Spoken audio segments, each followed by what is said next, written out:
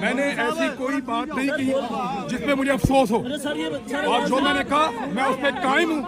और मैंने जज साहब को कहा है कि जज साहब, मैं अपनी माँ का एक बेटा नहीं हूँ और बेटे भी हैं, लेकिन अरशद की माँ के पास अब कोई बेटा नहीं है।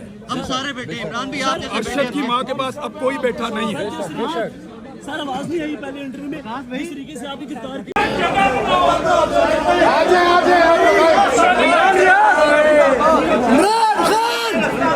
इमरान रियाज सर लड़का नहीं है, पुलिस वाले का हाथ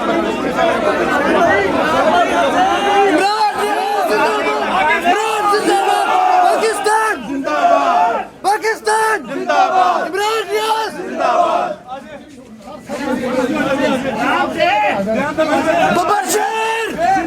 फैसला महफूज हुआ नहीं है, लेकिन इमरान रियाज को लेके जा रहे हैं यहाँ से। ये देखें, इनका कोई और ही मकसद लग रहा है और अभी फैसले का वेट भी नहीं कर रहे और बड़े तरीके से इमरान रियाज को लेके जा रहे हैं।